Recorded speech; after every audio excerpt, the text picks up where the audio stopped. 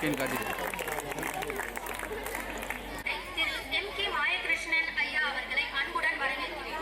ஐயா அவர்களை நமது பள்ளியின் நிர்வாக இயக்குனர் திரு ராஜேந்திரன் அவர்கள் கௌரவிப்பார்.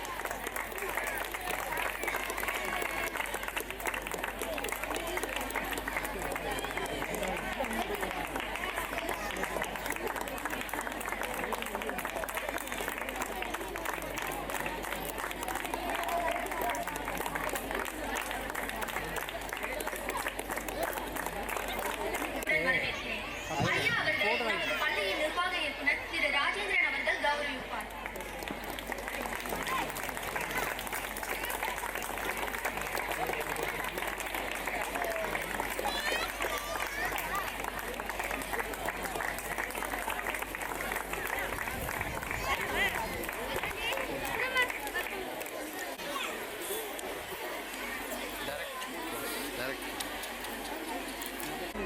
மரியாதைக்குரிய அரசு வழக்கறிஞர், முன்னாள் அரசு வழக்கறிஞர் தஞ்சாவூர்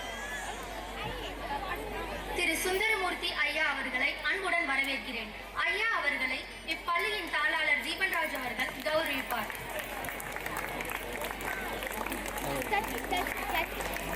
சார் கேமரா பாருங்க. ஐயா அவர்கள் தனது உரையை தொடங்குவார். பல சின்னஞ்சிறுகதையில் பேசி பிறர் வாட பல செய்கைகள் செய்து நரை கூடி கிளப்பெருவும் எய்தி பல வேடிக்கை மனிதரை போல வீழ்வேன் என்று நினைத்தாயோ என்ற வரிகளை கடந்து நஞ்சையும் தஞ்சையும் புஞ்சையும் பூத்து குலுங்குகின்ற இந்த தஞ்சை மாவட்டத்திலே தஞ்சை மாவட்ட நீதிபதியாக பொறுப்பிட்டிருக்கிற தலைமை நீதிபதி, மாவட்ட தலைமை நீதிபதி ஐயா அவர்களே, பட்டுக்கோட்டை மாவட்ட நீதிபதி ஐயா அவர்களே, என்னுடைய நீண்டகால நண்பர் அரசு வழக்கறிஞர், மூன்றாவது முறையாக அரசு வழக்கறிஞராக இருக்கிற நண்பர் சுப்பு ஆர்மம் அவர்களே, என்னுடைய அன்புக்குரிய நண்பர் அரசு வழக்கறிஞர் BVN அசோக் அவர்களே, இங்கு இந்த பள்ளியினை செம்மையாக நடத்தி கொண்டிருக்கிற பள்ளியினுடைய நிர்வாகி அன்புக்குரிய ராஜேந்திரன் அவர்களே, அவருடைய முதல்வர் தீபன்ராஜ் அவர்களே, இங்கே உங்களிடையே வரவேற்புரை ஆற்றி அமைந்திருக்கின்ற வழக்கறிஞர் தீபிக்ஷா அவர்களே, இங்கே குழுமி இருக்கின்ற பெற்றோர்களே, பெரியோர்களே, தாய்மார்களே, இங்கே கடைசியிலே கலை நிகழ்ச்சியிலே பங்கெடுத்து உங்களை எல்லாம் ஆச்சரியத்திலும் ஆர்வத்துடனும் உங்களுக்கெல்லாம் கலை நிகழ்ச்சியை நடத்திருக்கின்ற அன்பு செல்வங்களை உங்கள் அனைவருக்கும் என்னுடைய நன்றி கலந்த வணக்கத்தை முதலில் தெரிவித்துக் கொள்கிறேன். இந்த பள்ளியானது இந்த ராஜேந்திரன் அவருடைய மனைவியால் தொடங்கப்பட்டு முழு மூச்சாக தன்னை அர்ப்பணித்துக் கொண்டு இந்த பள்ளியை நிர்வகித்து வந்த நிலையில் எதிர்பாராத விதமாக அவர் மறைந்த நிலையில் இந்த பள்ளியை உற்சாகத்தோடும் உணர்வோடும் ஆக்கப்பூர்வமான ஒரு பள்ளியாக திரு ராஜேந்திரன் அவர்கள் இந்த பள்ளியிலேயே தங்கி தீபன்ராஜையும் அந்த பள்ளியிலேயே தங்க வைத்து இந்த பள்ளியை நடத்தி வருகிறார் என்பது உங்களுக்கு எல்லாம் தெரியும். அந்த நிலையிலே அவருக்கு உற்ற துணையாக இருக்கிற அவரது மகள் தீபிக்ஷா அவர்கள் ஒரு சிறந்த வழக்கறிஞர் என்று என்னிடத்திலே நண்பர் சுப்பு ஆறுமுகம் என்பவர் அடிக்கடி எடுத்து கூறியிருக்கிறார். அந்த நிலையிலே அவர் பெற்ற செல்வங்கள் இரண்டும் நல்ல முறையிலே இந்த பள்ளியை நடத்தி வருகிறார்கள். அதற்கு நான் முதலில் என்னுடைய நெஞ்சார்ந்த நன்றியை உங்கள் முன் உரித்தாக்கிக் கொள்கிறேன். மேலும் இந்த பள்ளிக்கு நமது மாவட்ட நீதிபதிகள் அவர்களை வர வேண்டும் என்று அழைத்தபோது அவர் மனமுவந்து இந்த பள்ளியினுடைய வரலாற்றையும் சிறப்பையும் கிட்டத்தட்ட ஒரு அரை மணி நேரத்திற்கு மேலாக எங்களுடன் கேட்டு தெரிந்து கொண்டார்கள். அதையும் நமது சுப்பு ஆறுமுகம் அவர்கள் தெரிவித்ததன் பேரிலே அவர்கள் இந்த பள்ளியை பற்றி முழுமையாக அறிந்து இங்கு வருவதற்கு ஒப்புக்கொண்டார்கள். அதற்கு நான் நமது வழக்கறிஞர் சார்பிலேயும் நமது தஞ்சாவூர் மாவட்டத்தின் வழக்கறிஞர் சங்கத்தின் சார்பிலேயும் எனது நன்றியை தெரிவித்துக் கொள்கிறேன்.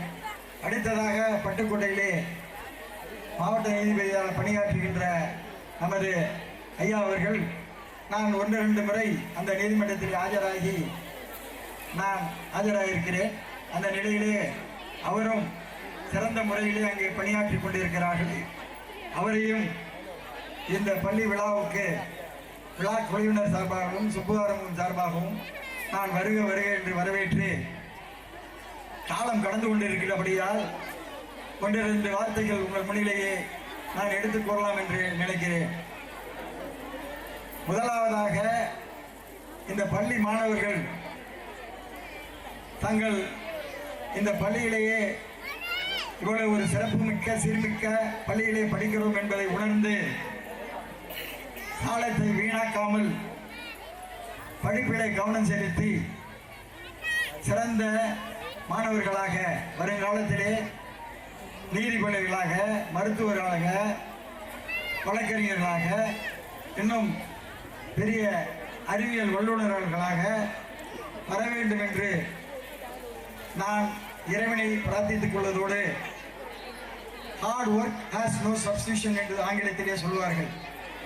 The more you work, the more you gain. அதுதான் தத்துவம், வாழ்க்கையினுடைய தத்துவமே அதான். முயற்சிதான் மெய்வருத்த கூலி தரும் என்று வள்ளுவன் சொல்லுவார். அந்த வகையிலே நீங்கள் எவ்வளவு முயற்சி செய்கிறீர்களோ அந்த அளவுக்கு தான் உங்களுடைய எதிர்காலம் அமையும். இதுதான் வாழ்க்கையினுடைய தத்துவம், அனைவரும் புரிந்த ஒன்று. ஆக நீங்கள் அனைவரும் இப்போது படிப்பதற்கு துன்பமாக தெரியலாம்.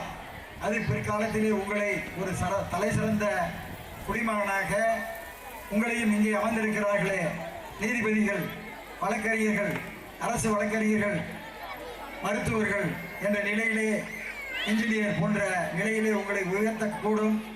நீங்கள் ஒவ்வொருவரும் தங்களுடைய பிள்ளைகளை சிறந்த ஒரு படிப்பாளியாக ஆக்க வேண்டும் என்ற சபதத்தை இன்று ஏற்றுக்கொள்ள வேண்டும் என்று உங்களை மன்றாடி கேட்டுக்கொண்டு,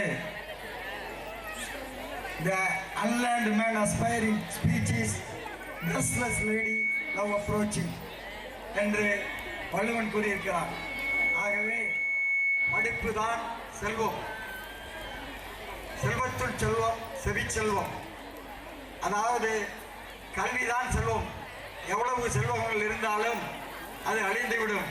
கல்வி என்பது அழியாது, அது அழிக்கப்பட முடியாது நம்முடைய இறப்பு வரை என்று உங்கள் முன்னிலேயே கூறிக்கொண்டு, வாய்ப்பளித்த அன்பு உள்ளங்களுக்கு எனது அன்பார்ந்த நெஞ்சார்ந்த நன்றிதனை கூறி விடைபெறுகிறேன். நன்றி, வணக்கம்.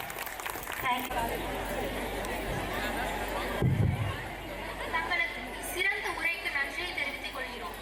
அடுத்ததாக மரியாதைக்குரிய கூடுதல் அரசு வழக்கறிஞர் பட்டுக்கோட்டை திரு சுப்பு ஆறுமுகம் ஐயா அவர்கள் தனது உரையை தொடங்குவார்.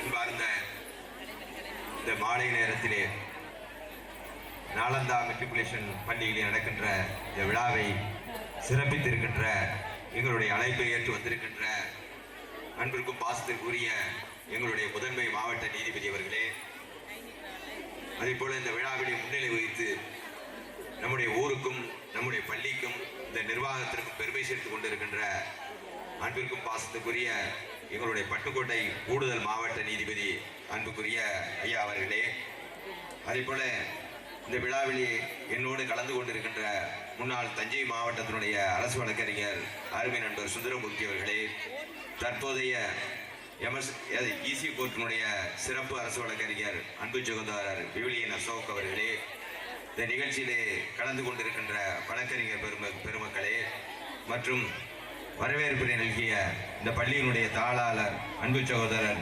தீபன்ராஜ் ராஜேந்திரன் அவர்களே, தொகுத்து வழங்கி கொண்டிருக்கின்ற என்னுடைய அலுவலக வழக்கறிஞர் ஜூனியர் வழக்கறிஞர் அன்பு சகோதரி தீபிக்ஷா அவர்களே, இந்த பள்ளியினுடைய முதன்மையாக விழாவை நடத்தி கொண்டிருக்கின்ற பள்ளியினுடைய நிறுவனர் அன்பு சகோதரர் ராஜேந்திரன் அவர்களே மற்றும் முன்னாள் ஊராட்சி மன்ற தலைவர்களே, பள்ளியில் இந்த நிகழ்ச்சியிலே கலந்து கொண்டிருக்கின்ற இருபால் மாணவ மாணவியர்களே, பெற்றோர்களே, தலைமை ஆசிரியை திருமதி அனிதா அவர்களே மற்றும் ஆசிரியர் பெருமக்களே, இந்த பள்ளியினுடைய அலுவலக ஊழியர்களே, துப்புரவு பணியாளர்களே, வாகன ஓட்டுநர்களே, பெரியோர்களே, தாய்மார்களே, ஊர்க்காரர்களே மற்றும் அனைவருக்கும் இந்த மாலை வணக்கம்.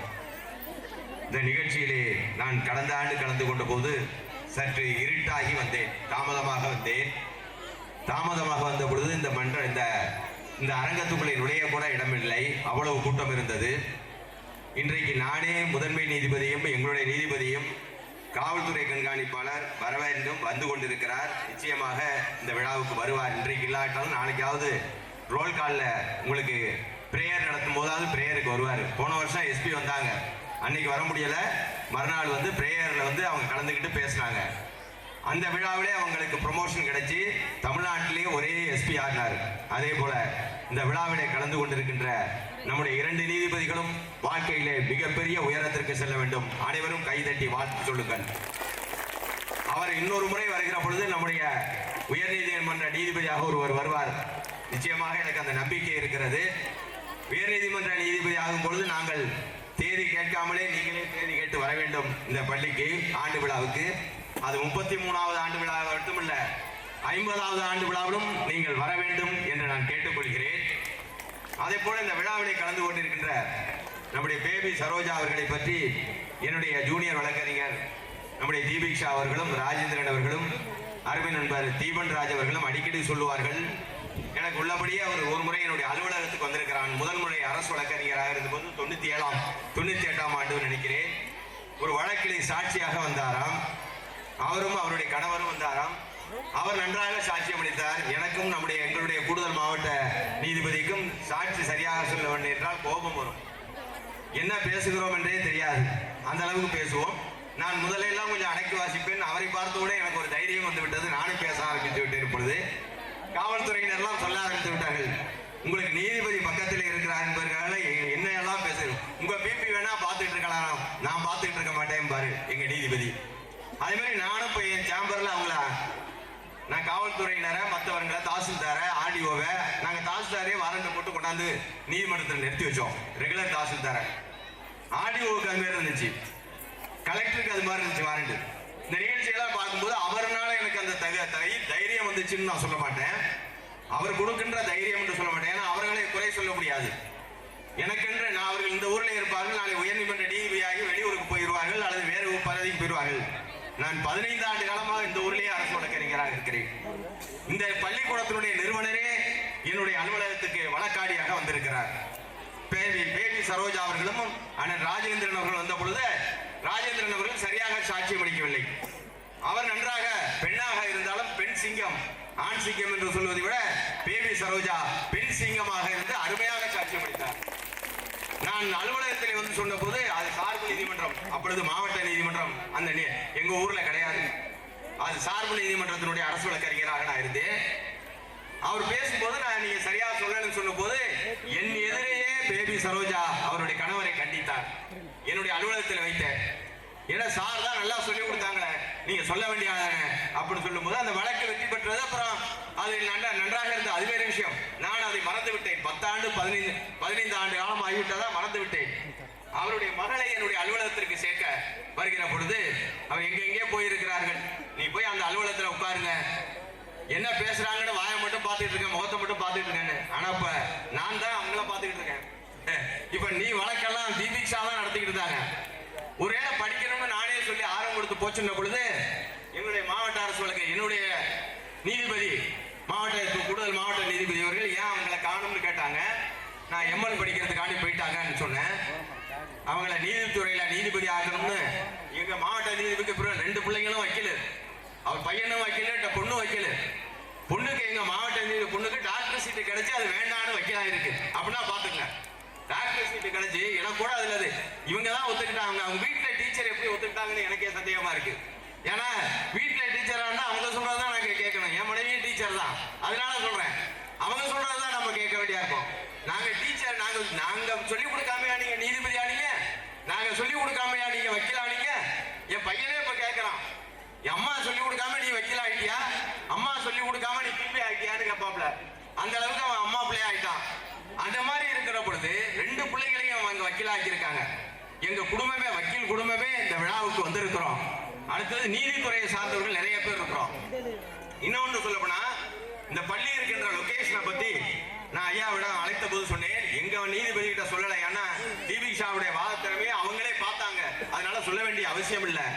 அவங்க சொல்லும் போது சொன்னாங்க அவங்க போயிருக்க கூட வேண்டியல, பிராக்டிஸே பண்ணிருக்கலாம். கேஸோட ஸ்டேஜை பத்தி டோட்டலா உங்களை விட நல்லா தெரிஞ்சு வச்சிருக்காங்க. கேஸ் இன்னைக்கு புதன்கிழமைன்னா 55 கேஸ் 60 கேஸ் போட்டிருக்கோம். எல்லாம் கொலை கேஸ், எல்லாம் செஷன்ஸ் வழக்கு. அத்தனை வழக்குலையும் நைட்டே உட்காந்து தூங்குறாங்களோ இல்லையோ எல்லாத்தையும் எழுதி கொண்டு வந்துருவாங்க. இந்த வழக்கு என்ன நிலையில இப்ப நான் சொல்றேன், போலீஸ் அனுப்பிடுவேன், காலிங் முடிஞ்சுதான் நான் போவேன். ஆனா தீபிக்ஷா இருக்கிற வரைக்கும் தீபிக்ஷாவே போவாப்ல. ஒவ்வொரு வழக்கோட நிலைமை என்ன, அது எத்தனை சாட்சி விசாரிச்சிருக்கோம், அதுல எது சிஆர்எம்பி பெண்டிங்கா, இது கிரிமினல் அப்பீல்ல என்ன ஸ்டேஜ், எல்லாத்தையும் சொல்றாங்களே. அவங்க பிராக்டிஸே பண்ணிட்டு 7 வருஷம் கழிச்சு மாவட்ட நீதி பரீட்சைக்கு நேரம் ஆகுதுன்னு சொல்றேன். இப்போதைக்கு அவங்க ஜெயம் ஆகி நானே 15 வருஷம் கழிச்சு தான் அந்த இடத்துக்கு வந்திருக்கேன், வேண்டாம்னு என்கிட்ட அட்வைஸ் பண்ணாங்க. அந்த அளவுக்கு அதுக்கு நான் சொன்னேன், ஆம்பளை பிள்ளையா இருந்தா நீங்க சொல்ற சரி, பொம்பளை பிள்ளையா போயிட்டு அதனால அதோடைய நலனையும் பார்க்க வேண்டியிருக்கு அப்படின்னு நான் அதுக்கு சொன்னேன். அந்த வகையில இந்த குடும்பம், நாங்க குடும்பத்தோட வந்திருக்கிறோம். வழக்கறிஞர் குடும்பம் தீபன்ராஜ் கோச்சு கூடாது. போன வருஷம் தீபன்ராஜா நான் வேறு மாதிரி அட்வைஸ் பண்ணேன். இந்த வருஷம் நான் அட்வைஸ் பண்ணல. அழைக்க போகும்போது எங்க மாவட்ட நீதிபதியே கரஸ்பாண்டன்ட்டுக்கு ஒரு கிளாஸே எடுத்துட்டாங்க. கரஸ்பாண்டன்ட்னா எப்படி இருக்கணும், தான் பிள்ளைய சேர்க்கறதுக்கு எவ்வளவு ஒரு கரஸ்பாண்டன்ட் கஷ்டப்பட்டேன் அப்படின்னு சொல்லி கரஸ்பாண்டன்ட்டுக்கு ஒரு கிளாஸே எடுத்தாங்க. அந்த அளவுக்கு அவருக்கு அங்க அட்வைஸ் பண்ணிட்டாங்க. அதைத்தான் அதனுடைய எதிர்வழி தான் அடுத்த ஆண்டு மார்க் ஃபர்ஸ்ட் மார்க் யாரு கூட வருவேன்னு அவரே சொல்லிட்டாரு. ரிசல்ட்டை பத்தி அவரே சொல்லிட்டாரு. அந்த வகையில கரஸ்பாண்டன்ட்டுக்கு நாங்க அங்கேயே கோச்சிங் கொடுத்து கிளாஸ் எடுத்து எல்லாம் அட்வைஸ் பண்ணி தான் இங்க அனுப்பியிருக்காங்க. இங்க பெற்றோர்களுக்கு நாங்க அட்வைஸ் பண்ணணும். பெற்றோர்கள் நீதிபதிகள் அழைச்சிட்டு வந்திருக்கீங்க, வழக்கறிஞர்களா இருக்கிறீங்களா அப்படின்னோட நாளைக்கு நம்ம பிள்ளைங்க அந்த இடத்துக்கு வரணும். அதுக்காக வேண்டி சொல்றோம். இது ஒரு மோட்டிவேஷன். அவங்கள பார்க்கணும். அவங்க எல்லாம் சாதாரணமா இருக்கும் இல்ல, எவ்வளவு சிரமப்பட்டு எவ்வளவு படிப்பு தான் அந்த இடத்துல நம்மளை ஒண்ணு சேர்த்து இருக்குது. படிக்காம இருக்கிறத விட பிறக்காமே இருக்கலாம். பிறக்காம இருக்கிறது அந்த பிள்ளைகளோட தப்பு கிடையாது, பெற்றோர்களோட தப்பு. அதனால படிக்க வைக்காமல் பிள்ளை பெற்றுக் கொள்வதை விட பிறக்காமலே அந்த பிள்ளையை விட்டுடலாம். ஏன்னா நீங்க படிக்க வைக்காம இருந்தீங்கன்னா அந்த பிள்ளை எங்கேயோ போய் நிக்கும்னு தெரியல. இந்த பகுதியை பத்தி நான் மாவட்ட நீதிபதி சொல்லும்போது ஒரு கொஞ்சம் திக்கஸ்ட் பிளேஸ். இந்த பிளேஸ்ல என்ன இருக்கோ என்ன அதுங்கிறது எல்லாருக்கும் தெரியும், எல்லாம் எப்படி பழப்போங்கிறது தெரியும். இந்த இடத்துல இருந்து ஒரு கிராமத்துல குக்கிராமத்துல திருமங்கலக்கோட்டை கீழையூர்ல சாதாரண பள்ளிக்கூடத்துல அந்த இடத்துல ஒரு வாடகை கட்டடத்துல தூங்கி மெட்ரிகுலேஷன் ஆகிறதுக்கு 1 மாசம் தான் பிள்ளை குட்டியெல்லாம் தனியா விட்டுட்டு திரு அண்ணன் ராஜேந்திரன் அவர்களும் பேபி சொல்றாங்க சென்னையில போய் அப்ளிகேஷனுக்காண்டி கிடந்தாங்க, ரெகக்னேஷனுக்காண்டி கிடந்தாங்க. நான் கொடுக்க முடியாது, நீ இந்த கட்டடத்தை கட்டிட்டு வா அப்படின்னு அந்த அம்மா அனுப்பிட்டாங்க. அதுக்கப்புறம் 1 மாசம் போகாம இருந்தோம், மறுபடியும் போய் நின்றுருக்காங்க. அப்ப தீபிக்ஷா எத்தனை வயசு, தீபன்ராஜுக்கு எத்தனை வயசு, 1 மாசம் அந்த பிள்ளைங்களை விட்டுட்டு அவங்க இந்த பள்ளிக்கூடத்தை ஆளாக்கணுங்கிறதுக்காண்டி, சாதாரணமா இருந்த பள்ளிக்கூடத்தை சிறந்த பள்ளிக்கூடமா ஆக்கணுங்கிறதுக்காண்டி இவங்க நின்னதை பார்த்துட்டு அலைஞ்சதை பார்த்துட்டு அதுக்கப்புறம் ரெகக்னேஷன் கொடுத்தாங்க. அவங்க சொன்ன கண்டிஷனை ஒரே வருஷத்துல இந்த கட்டடம்லாம் கட்டி முடிச்சாங்க. பார்த்தாங்க. இதை நான் இன்னும் சொல்லியிருக்கேன், இன்னும் அடுத்த தடவை இன்னும் இம்ப்ரூவ் பண்ணணும், இன்னும் 2 கிளாஸ் நீங்க சேர்க்கணும் அப்படின்னு சொன்னேன். அதையும் ஒத்துருக்காங்க. அது மட்டும் இல்ல, இந்த நாலந்தா பல்கலைக்கழகம் கல்லூரியாகவும் வளர வேண்டும் என்று நான் ஆசைப்படுகிறேன். இதே இடத்துல கல்லூரியாகவும் அதை பத்தி சொல்லுகிற பொழுது சொன்னாங்க, நம்ம மாவட்ட நீதிபதி சொல்லாங்க, சாதாரண கார் ஷெட்ல ஆரம்பிச்ச வேலம்மா காலேஜ் இன்னைக்கு 50,000 பேர் 1,00,000 பேர் அதுல படிக்கிறாங்க. அதோட எப்படி கஷ்டப்பட்டிருப்பாங்கன்னு பாருங்கன்னு சொன்னாரு. எங்களுக்கு இவ்வளவு சொல்லும் போது எனக்கு பயம் வந்துட்டு, இங்கேயே இவ்வளவு பேசிட்டாங்களே விழாவுக்கு வருவாங்களா இல்லையா அப்படின்னு எனக்கு பயம் வந்துட்டு, அதுக்கேற்றபடி நம்ம தீபன்ராஜன் நிறைய பேர் கையெழுத்துக்காண்டி ஐயாவுக்காண்டி காத்திருக்காங்கன்னு என்ன சொல்ல ஆரம்பிச்சாரு. அவருக்கு பசி, அது வேற விஷயம். மத்தியானம் சாப்பிடல, காலையிலையும் சாப்பிடல.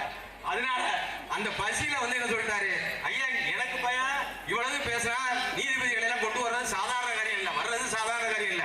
திடீர்னு அவங்களை கூப்பிடுவாங்க, சுப்ரீம் கோர்ட்ல கூப்பிடுவாங்க, ட்ரைனிங்னு கூப்பிடுவாங்க, போயே ஆகணும், கிளாஸ்னு கூப்பிடுவாங்க, செமினார்னு கூப்பிடுவாங்க. நீங்க எல்லாம் அதிர்ஷ்டசாலிகள். அதே போல அவர்களும் அதிர்ஷ்டசாலிகள். இந்த விழாவுக்கு பெயர் கொடுத்த காவல்துறை அதிகாரி இந்த விழா அன்னைக்கே ப்ரமோஷன் கிடைச்சு இன்னைக்கு தமிழ்நாடு அளவுல ஒரு எஸ்பியா போன வருஷம் இங்க வந்த எஸ்பி இருக்காங்க. அதே மாதிரி இந்த விழாவுக்கு வந்திருக்கின்ற இந்த நீதிபதிகள் மிக உயர்ந்த இடத்திற்கு செல்ல வேண்டும். நீங்கள் எல்லாம் அதற்கு வாழ்த்த வேண்டும், ஆசீர்வாதம் வழங்க வேண்டும். அதைத்தான் சொல்லி பள்ளி எனக்கு முன்னாலே பேசிய என்னுடைய அருமை நண்பர் சுந்தரமூர்த்தி அவர்கள் என்னோட எல்லா இடத்திற்கும் வந்தார். மிக அருமையாக பேசினார். அவரும் அரசு வழக்கறிஞராக 2 முறை இருந்தார். 3வது முறை வாய்ப்பு சிறிதளவில் தட்டி சென்று விட்டது. அதே போல நம்முடைய அசோக் அவர்களுக்கும் மிகப்பெரிய வேற இடத்திற்கு செல்ல வேண்டியது. இந்த பள்ளியில வந்து காலை அவர் இன்னொன்னே சொன்னாங்க, பேபி சரோஜா அம்மா இருந்திருந்தா இன்னும் நல்லா இருக்கும்போது அவங்க எங்க இல்ல, ஏன் இல்ல? எல்லா இடத்துலயும் இருக்கிறாங்க, இந்த மரத்துல இருக்கிறாங்க, இந்த பந்தல்ல இருக்கிறாங்க, இந்த அரங்கத்துல இருக்கிறாங்க, நாம பேசுற ஒளிபெருக்கில இருக்கிறாங்க, இந்த பள்ளியில நடமாடிக்கிட்டு இருக்காங்க. அவங்களுடைய ஆசீர்வாதம் உங்களுக்கு என்றைக்கு கிடைத்துக் கொண்டு இருக்கிறது. அதனால்தான் இந்த பள்ளி வளர்கிறது என்று சொன்னார்கள். எவ்வளவு அருமையான நாங்கள் சந்தித்த 1/2 மணி நேரத்துல ஒரு 6 மணி நேர பேச்சுக்கான ஒரு அதிர்வு அங்கே கிடைத்தது எங்களுக்கு. அதே போலதான் எங்களுடைய நீதிபதியும் நான் தினம் பாடம் கத்திட்டு இருக்கேன். தினம் பாடம் கத்திட்டு இருக்கேன். நான் வந்து காலைக்கு மேக்சிமம் தீபிக்ஷா இருக்க வரைக்கும் காலை 11 வரைக்கும் போக மாட்டேன். ஏன்னா 30-40 கேஸ் போடுவாங்க கொலை வழக்கு. நான் அந்த ஊர்லயே இருக்கிறதுனால ஏனாதன் வழக்கு நடத்தி ஏதாவது ஆயிட்டுனா நீதிபதிகள் போயிடுவாங்க வெளியூருக்கு. நான் அடுத்த நாள் ரோட்டுக்கு போகணும். நான் அடுத்த நாள் நாளைக்கு இங்க இருக்கிறவன் நாளைக்கு ஒரு கூட்டத்தில் இருப்பேன், கட்சி கூட்டத்தில் இருப்பேன். அங்க அந்த வழக்கணி ஒழுங்கா நடத்தலைப்பாங்க. ஆனா என்ன பத்தி பேசுற போது நம்முடைய சுந்தரமூர்த்திக்கு அசோக்குக்கும் தெரியும், அமைச்சர்களே பயப்படுவார்கள். அமைச்சர்களே மிக உயர்ந்த அமைச்சர்களே இந்த ஊர் பக்கத்து ஊருக்காரர் போய் அமைச்சர்கிட்ட மிக முக்கிய முதலமைச்சருக்கு அடுத்த இடத்துல இருந்த அமைச்சர்கிட்ட போய் சொல்லியிருக்காரு என்ன பத்தி. அவனை பத்தி சொல்லிட்டு இங்க வராத வெளியில போடான்ட்டாரு. அவர் பெரிய கட்சிக்காரரு. அவனை பத்தி சொல்லிட்டு என் பிள்ளைய மாதிரி அவன் கரெக்டா இருப்பான் அப்படின்னு வெளியில போட்டாரு. அதே மாதிரி நாங்க சரியாக நடத்தணும். 12 மணி வரைக்கும் கட்டுப்பிடிப்பேன். காலையில சீட்டு பையில் கொண்டு வருவாங்க, படிக்கணும். அதுவரையும் தீபிக்ஷா தான் கோர்ட்ல இருக்கும்.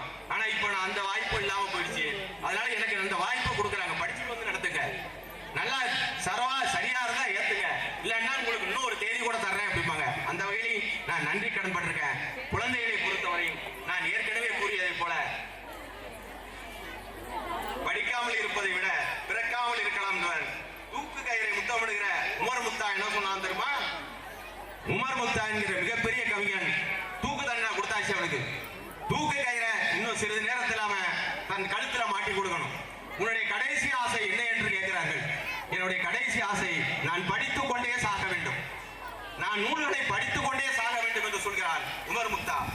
அத உலகத்தை ஆண்ட ஜெயித்த வீரன் மாவீரன் அலெக்சாண்டர் என்ன தெரியுமா சொன்னா? நான் பயன்படுத்திய வாளின் கூர்மையை விட நூலின் கூர்மைதான் அதிகம் என்று சொன்னான். எத்தனை உலகத்தையே ஆண்டான் மாவீரன் அலெக்சாண்டர். அவன்கிட்ட போய் கேட்கிறாங்க, உங்களுடைய வாளின் கூர்மைதானே இந்த நாட்டை பிடித்தீர்கள், இந்த போரில் ஜெயித்தீர்கள் என்று கேட்கிற பொழுது, என்னுடைய வாளின் கூர்மையினாலே மட்டும் நான் ஜெயிக்கவில்லை, நான் படித்த நூல்களின் கூர்மையாலே ஜெயித்தேன் என்று சொல்கிறார். அதே போல தனக்காக சமைக்காத தாயும் தனக்காக சம்பாதிக்காத தந்தையும் இந்தியாவை தவிர வேற எங்கும் இல்லை. நீங்க எல்லாம் சமைக்கிறீங்க, காலையில உங்களுக்காண்டியா சமைப்பீங்க? என் பிள்ளைக்கு அது பிடிக்கும்னு சமைப்பீங்க, என் கணவருக்கு அது பிடிக்கும்னு சமைப்பீங்க, மாமியாருக்கு பிடிக்கும்னு யாரும் சமைக்கிறதில்ல, அது வேற விஷயம். அதனால தனக்காக சமைக்காத தாயும் தனக்காக சம்பாதிக்க, அது கூட எங்க ஐயாவெல்லாம் இப்ப மாறுபட்டு இருப்பாங்க. ஏன்னா பிள்ளைங்களே இப்ப சம்பாதிச்சிடறாங்க. அதனால தனக்காக சம்பாதிக்காத தந்தையும் இந்தியாவை தவிர வேற எந்த நாட்டிலையும் இல்லை. அந்தந்த நாட்டுல அவங்கவங்களை பொழைச்சு சம்பாதிக்கணும். இன்னைக்கு தாய் இன்னைக்கு சமைக்கிறாங்கன்னா என் பிள்ளைக்கு இது பிடிக்கும்னு சமைப்பாங்க, என் கணவருக்கு இது பிடிக்கும்னு சமைப்பாங்க, எங்க அம்மாவுக்கு பிடிக்கும் எங்க அப்பாவுக்கு பிடிக்கும்னு சொல்லுவாங்க, மாமியாருக்கு பிடிக்கும்னு சொல்ல மாட்டாங்க. அது போல இந்த வெள்ளத்தால் போகாது, எனக்கு முன்னால பேசிய வெள்ளத்தால் போகாது வெந்தலால் வேகாது கல்வி என்று சொன்னார்கள். அதிகாரத்தில் இருப்பவரிடம் சரியாசனம் தருவது கல்வி. அதிகாரத்தில் இருப்பவரிடம் ஒரு அமைச்சர் கூட வந்து பேசலாம். நீங்க அதுக்கு கல்விதான் காரணம். எக்குடி பிறப்பினும் கல்வியால் முந்துவினார் என்று சொல்லுகிறார். ஒருமைக்கண் தான் பெற்ற கல்வி எழுமையும் ஏமா புடைத்து என்று சொல்வார்கள்.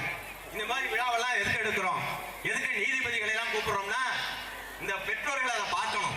பெற்றோர்கள் பார்த்து உலகாங்கிதம் அடையணும். நம்ம பிள்ளைங்க நாளைக்கு அதே மாதிரி பாருங்க கோட் ஷூட் போட்டுட்டு அப்படின்னு நீங்க உருவாக்கணும். உங்களுக்கு தான் நாங்க சொல்றோம். நீங்க பிள்ளை செல் பார்த்துக்கிட்டு இருந்தானா அப்படியே விட்டுறக்கூடாது. போன கூட்டத்திலேயே நான் சொன்னேன் செல்போனை பத்தி. செல்போனை எதுக்கு நடத்துறோம்னா appreciation and objections are the best policy to the trade என்று சொல்வார்கள். ஒருவரை பாராட்டுகிற பொழுது அவன் இன்னும் முன்னேற வேண்டும் என்று அவனுக்கு ஒரு ஆதங்கம் வரும். அவன் செய்கிற தவறை சுட்டி காட்டுகிற பொழுது இந்த தவறை இனிமேல் செய்யக்கூடாது என்று ஒரு எண்ணம் அவனுக்கு பிறக்க வேண்டும். அதற்காகத்தான் பாராட்டுதல்கள் எல்லாமே நடக்கிறது. அதே போல எந்த காரியத்தை எடுத்தாலும் பெற்றோர்கள் தான் நீங்கள் மாதா பிதா குரு தெய்வம் என்று சொல்வார்கள். மாதா பிதா குரு தெய்வம் என்று சொல்கிறது போல கல்வியில அவங்க 4 மணியோட படிச்சு முடிச்சுட்டு வீட்டுக்கு வந்துருவாங்க. மற்ற நேரத்தில் என்ன பண்றான், அவன் செல்ல வச்சிருக்கானா, அவன் எங்க டேப்ப வச்சிருக்கானா, படிக்கிறானான்னு பார்க்க வேண்டிய கடமை அந்த பொண்ணையும் பார்க்கணும் பிள்ளையும் பார்க்கணும், கடமை பெற்றோர்களுக்கு இருக்கு. அதைத்தான் இங்க சொல்ல வந்தோம். பெற்றோர்கள் இந்த விழாவில் இருந்து தெரிந்து கொள்ள வேண்டியது, உங்கள் பிள்ளைகள் நன்றாக வளர, எதிர்காலம் சந்ததி வளர்ச்சி அடைய, நீங்கள் நாங்களெல்லாம் வந்துவிட்டு போனோம் கூடினோம் கலைந்தோம் சொல்லல. ஏன் நான் மற்ற இதை விட பள்ளிகளுக்கு அதிகம் செல்றேன்னா, நான் அரசாங்க வழக்கறிஞர். நான் எந்த வழக்காக இருந்தாலும் தண்டனை தான் வாங்கி கொடுக்கணும்னு விரும்புவேன். வழக்குன்னு வந்துட்டா நேற்று கூட ஒரு தண்டனை தூக்கு தண்டனை கொடுக்கணும்னு தான் பேசுறேன், தூக்கு தண்டனை கொடுக்கணும்னு தான் பேசுறேன். அதுல நேரடி சாட்சியே இல்லைன்னு எங்க நீதிபதி என்னிடம் நான் வாதம் செய்யற போது கேட்ட போது கூட அதற்கு தேவையில்லை, உச்ச நீதிமன்றத்திலே ஒரு தீர்ப்பு வந்திருக்குது 2025 தீர்ப்பை சுட்டி காட்டினேன். ஏனென்றால் எந்த தவறும் நடக்கக்கூடாது. ஒரு பள்ளிக்கூடத்தை திறந்தால் 100 சிறைச்சாலைகளை மூடுவதற்கு சமம் என்று சொல்வார்கள். அது இந்த சாதாரண பகுதியிலே, மிக கடுமையான பகுதியிலே இந்த பள்ளிக்கூடத்தை நடத்தி கொண்டிருக்கிற அண்ணன் ராஜேந்திரன் அவர்களும், இதை உருவாக்கிய பேபி சரோஜா அவர்களும், நம்முடைய தீபன் ராஜ் அவர்களும், தீபிக்ஷா அவர்களும் 100 கோயில்களை கட்டி கும்பாபிஷேகம் செய்த ஒரு புண்ணியத்தை பெறுகிறார்கள். அதைத்தான் நான் சொல்லுவேன், ஒரு பள்ளிக்கூடத்தை திறப்பது 100 சிறைச்சாலைகளை மூடுவதற்கு சமம். நாங்கள் மீண்டும் மீண்டும் பள்ளிக்கூடத்தை நோக்கி ஓடுவதற்கு காரணம், எனக்கு கடுமையான ஆசிரியர்களை பிடிக்கும், கடுமையான நீதிபதிகளை பிடிக்கும். ஏனோதானா என்று இருக்கின்ற ஆசிரியர்களை பிடிக்காது, ஏனோதானா இருக்கிற நீதிபதிகளை பிடிக்காது. அதனால்தான் சொல்கிறேன், இந்த பள்ளிக்கூடத்திற்கு பேபி சரோஜா பற்றி சொல்லுகிற பொழுது தீபிக்ஷா சொல்லும், அவங்க வீட்டு பிள்ளைகளுக்கு தப்பு செஞ்சுட்டா 2 அடி அடிச்சா எங்க அம்மா 5 அடி என்ன அடிக்கும்பாங்க, எங்க அம்மா 5 அடி என்ன அடிக்கும்பாங்க. ஏன்னா அவங்க பிள்ளையே அடிக்கிற போது நம்ம பிள்ளைய எப்படி இருப்பாங்க, நன்றாக படிக்க வேண்டும் என்பதற்காகத்தான் அடிக்கிறார் என்று நீங்கள் ஆதரவு கொடுப்பீர்கள். அப்படியும் பிரச்சனை வந்துச்சு, பிள்ளைய அடிச்சுட்டாங்க. இனிமே அடிப்பதற்கு இல்லை, ஆசீர்வாதம் பண்ணுவதற்கு அவர் இருக்கிறார். நீங்கள் நன்றாக வளர வேண்டும், இந்த பள்ளி மேலும் மேலும் வளர வேண்டும் என்ற வாய்ப்புக்கு நன்றி கூடி விரைவருகிறேன். நன்றி, வணக்கம். சான்றோர் பெருமக்களுக்கும் கீழே திரளாக அமர்ந்திருக்கிற பெற்றோர்கள், மாணாக்கர்கள், பள்ளி ஆசிரியர்கள் உங்கள் அனைவருக்கும் எனது மாலை நேர வணக்கத்தை தெரிவித்து, எனக்கு முன்பாக பேசிய எங்கள் நீதிமன்றத்தின் அரசு வழக்கறிஞர் உங்கள் பகுதியிலிருந்து துவங்கி மாவட்ட நீதிமன்றம், உச்ச நீதிமன்றம் வரை சென்றுவிட்டு சிறைச்சாலைகளை மூடிவிட்டு ஏகப்பட்ட விஷயங்களை சொல்லிவிட்டு அமர்ந்திருக்கிறார். அதன் தொடர்ச்சியாக சில விஷயங்களை கூறி நான் எனது சிற்றுரையை நிறைவு செய்யலாம் என விரும்புகிறேன்.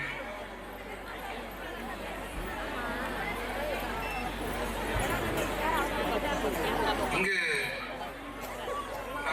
பெற்றோர்கள், இங்கு மற்ற நம்மை அனைவரும் கூடியிருக்கிற ஒரே விஷயம் என்னவென்றால், மாணவர்களுக்கு நல்ல கல்வி கிடைப்பதற்கான முயற்சியில் நாம் இங்கு ஒன்றாக கூடி ஒரு சந்திப்பு நிகழ்ந்து கொண்டிருக்கிறது. நாங்கள்லாம் அரசு பள்ளியிலே படித்து நீதிபதியாக வந்தோம். நான் பல்வேறு மெட்ரிகுலேஷன் பள்ளி, சிபிஎஸ்இ பள்ளிகளுக்கு விழாக்களுக்கு செல்கிற போதெல்லாம் பார்க்கிற ஒரு சின்ன, எங்கள் காலத்தில் நான் படிக்கும் போது இருந்த சில விஷயங்கள் இல்லாதது இந்த மாணவர்களை எவ்வகையில் பாதிக்கிறது என்பதை நீதிபதிகளிடமும் மற்ற கல்வியாளர்களிடமும் விவாதிக்கிற போது எல்லா இடங்களிலும் ஒரே பிரச்சனை மையமாக சொல்லப்படுகிறது. மாணவர்களை முதல் மார்க் எடுத்த மாணவனை பாராட்டுவது, அவர்களை கொண்டாடுவது மிக முக்கியம்தான். அது மட்டுமல்ல கல்வியின் நோக்கம். கல்வி, இப்ப பெற்றோர்கள் அதிகமாக இங்கு கூடியிருப்பதால் ஒரு விஷயத்தை சொல்லலாம் என்று நினைக்கிறேன். நான் என்னவாக வேண்டும், என்ன படிக்க வேண்டும் என்பதை எனது பெற்றோர் முடிவு செய்யவில்லை, என்னுடைய ஆசிரியர்கள் தான் முடிவு செய்தார்கள். நான் 5ஆம் வகுப்பு வரை படித்த போது எனது அப்பாவை எனது ஆசிரியர் வர சொல்லி, அவர் வந்த பிறகு இவரை வேறு பள்ளியில் ஒரு மாணவர் விடுதியில் சேர்த்து படிக்க வையுங்கள்.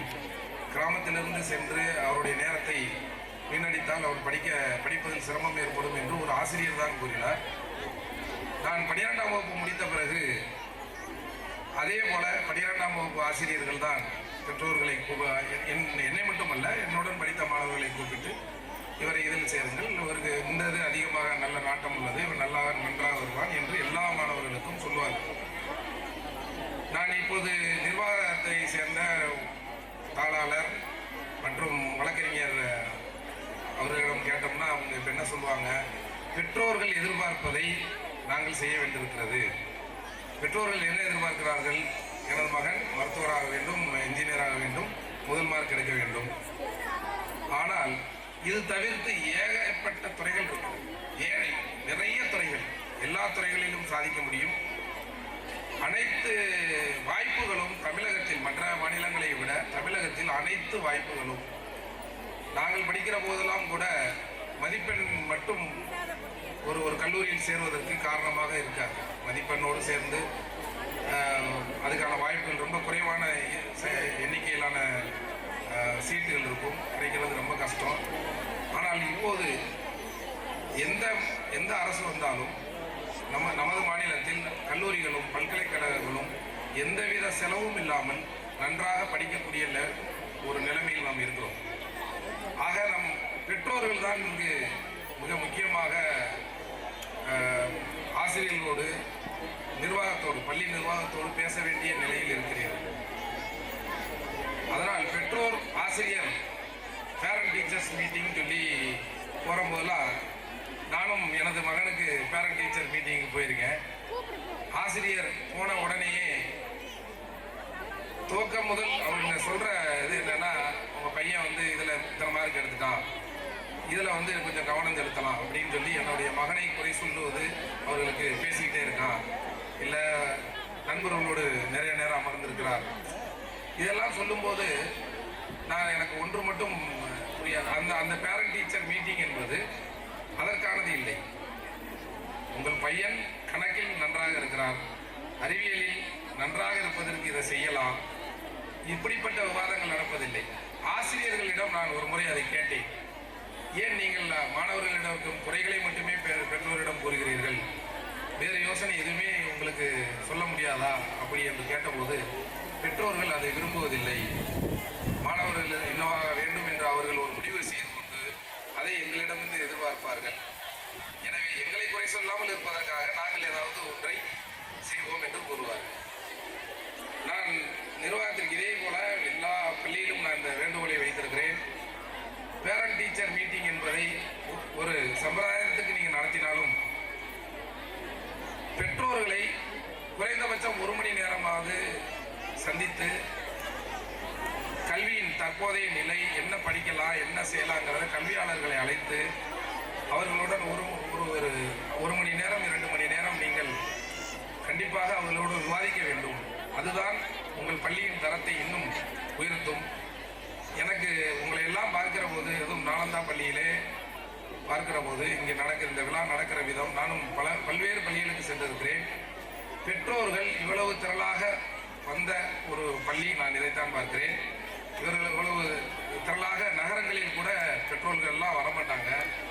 இந்த ஊரில் அவ்வளவு ஒரு ஒழுங்கோடு பெற்றோர்கள் அமர்ந்து எல்லாத்தையும் கேட்டுக்கிட்டு இருக்கிறத பார்க்கும்போது பள்ளி நிர்வாகம் இதை முன்னெடுத்தால் கண்டிப்பாக அது ஒரு வெற்றியை நோக்கி செல்லும் என்று நினைக்கிறேன். பெற்றோர்கள் கல்வியின் தற்போதைய நிலை என்ன என்பதை அவர்களால் தேடி படிக்க முடியாது. படிக்க தெரிந்தவர்கள் படிப்பார்கள்.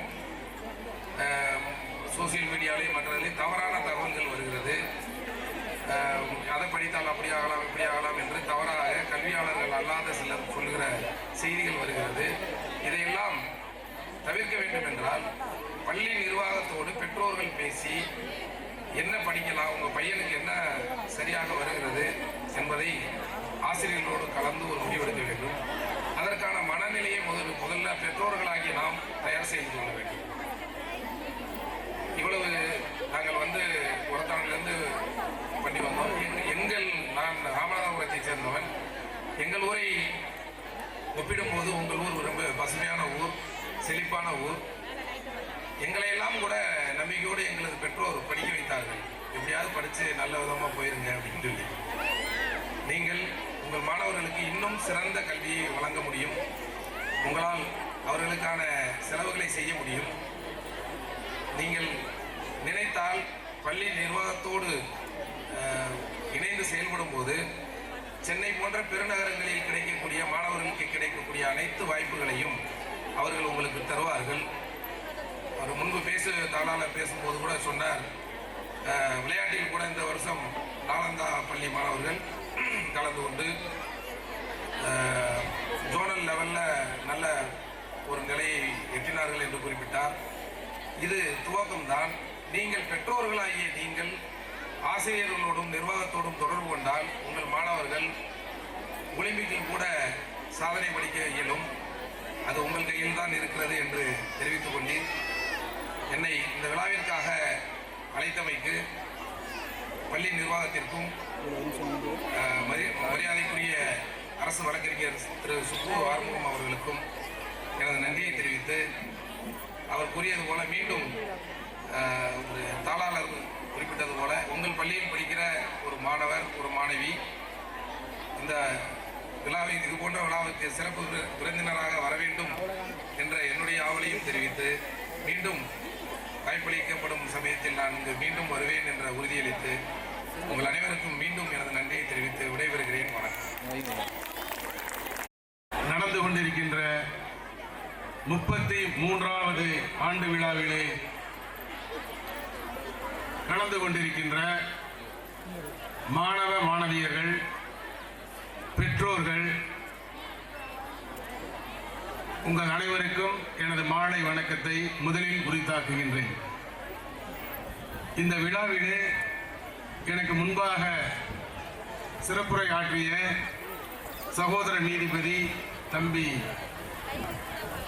மாயகிருஷ்ணன் அவர்கள், கூடுதல் மாவட்ட அரசு வழக்கறிஞர் ஆறுமுகம் சுப்பு ஆறுமுகம் அவர்கள், அரசு வழக்கறிஞர் கே சுந்தரமூர்த்தி அவர்கள், சிறப்பு அரசு வழக்கறிஞர் திரு விவியன் அசோக் அவர்கள் மற்றும் நிறுவனர் திரு ராஜேந்திரன் அவர்கள், தற்போதைய தாளாளர் மதிப்பிற்குரிய திரு தீபன்ராஜ் அவர்கள், அவருடைய சகோதரி வழக்கறிஞர் செல்வி தீபிக்ஷா அவர்கள், இந்த பள்ளியின் முதல்வர் திருமதி அனிதா அவர்களுக்கும்,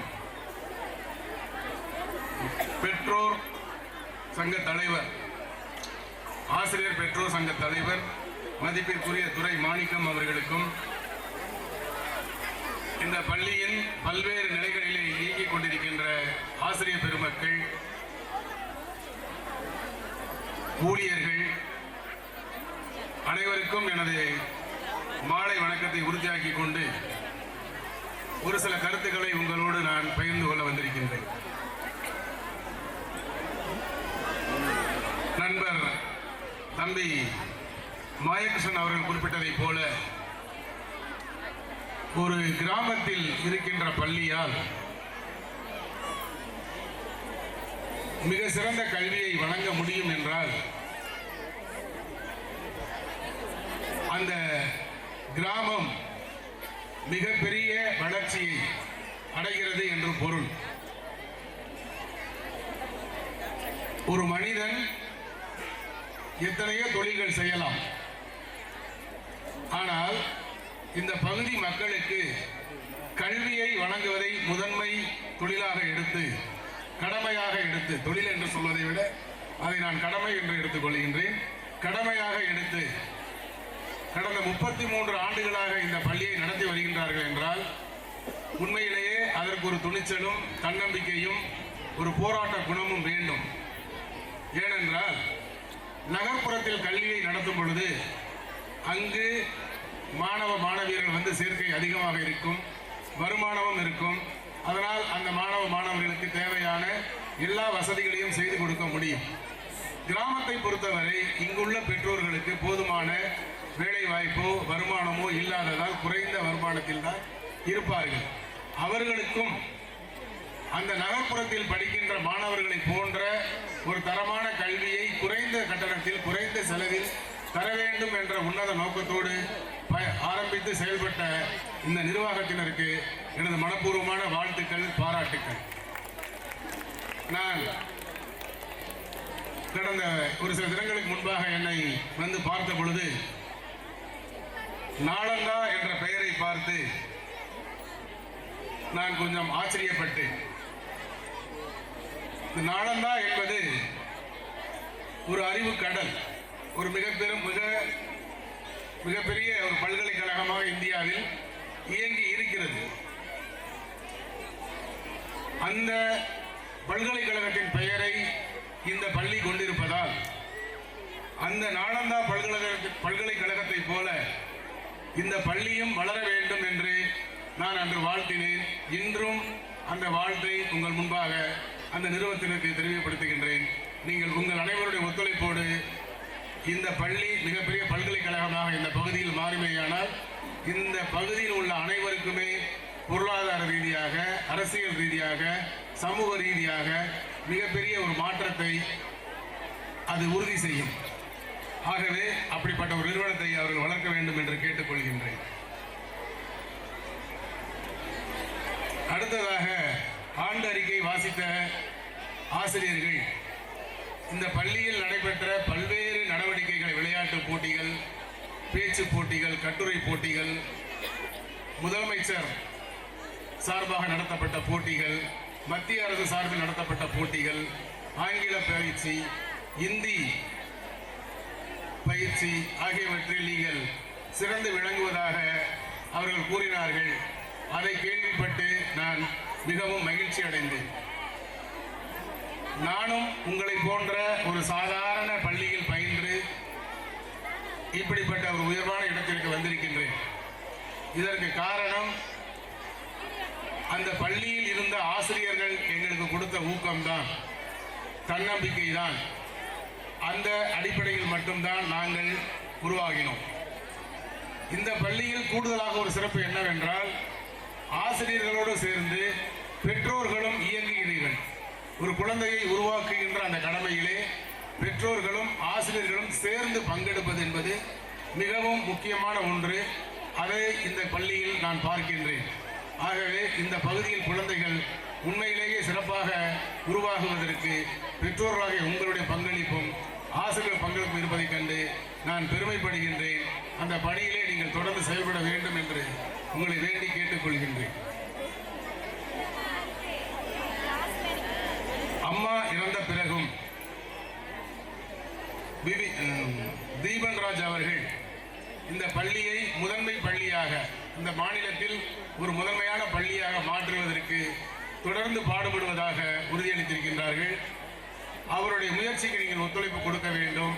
மாணவர்கள் நன்றாக, விளையாட்டு போட்டியாக இருந்தாலும் எந்த போட்டியாக இருந்தாலும் நீங்கள் அதில் உச்சத்தை அடைய வேண்டும் என்ற உன்னத நோக்கத்தோடு செயல்பட வேண்டும். அவ்வாறு செயல்படும் பொழுது இந்த பள்ளியால் உங்களுக்கு பெருமை, உங்களால் இந்த பள்ளிக்கு பெருமை என்ற இரண்டு நிலைகளையும் உங்களால் அடைய முடியும். அவ்வாறு நீங்கள் இந்த பள்ளியின் பெருமையை உலகறிய செய்யும் பொழுது மற்ற மாணவர்களுக்கும் அதனால் ஒரு மிகப்பெரிய மதிப்பும் மரியாதையும் கூடும்.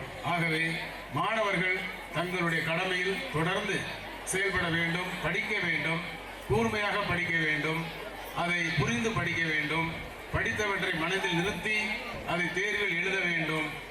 மற்ற பயிற்சிகளிலும், விளையாட்டு போட்டிகளிலும், மற்ற தனித்திறமை வளர்ச்சியிலும் தங்களை ஈடுபடுத்திக் கொள்ள வேண்டும். படிப்பில் மட்டும் கவனம் செலுத்திவிட்டு விளையாட்டிலோ தனிப்பயிற்சி திறமையை வளர்த்துக் கொள்வதில் தவறிவிடக்கூடாது.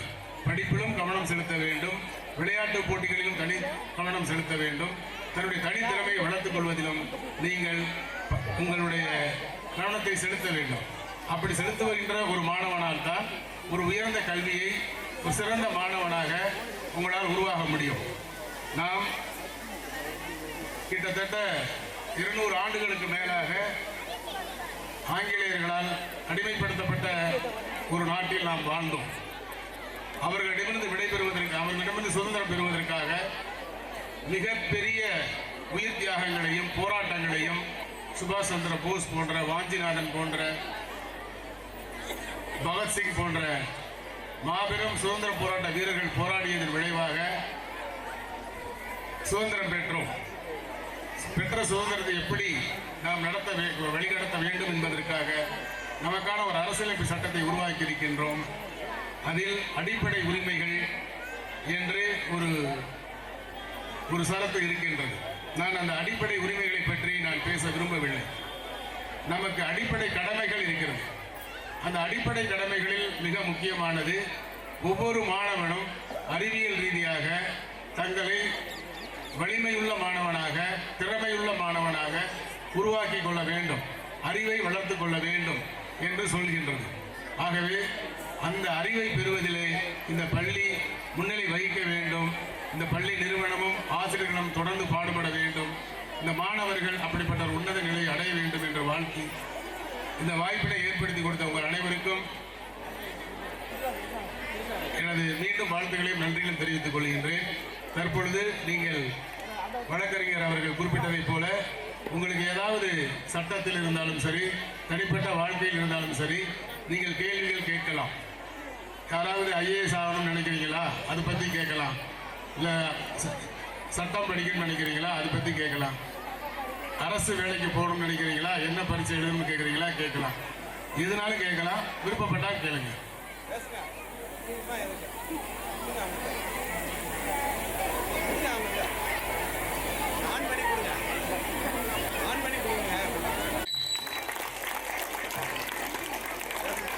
எனக்கு ஐஏஎஸ் ஆகணும்னு ஆசை சார். அதுக்கு எந்த கோர்ஸ் எடுக்கலாம்? ஐஏஎஸ் ஆகணும். இந்த மாதிரி ஐஏஎஸ் ஆகணும்னு நினைக்கிறவங்க யாராவது இருக்கீங்களா? 2 யாரு? பரவாயில்ல. 3 4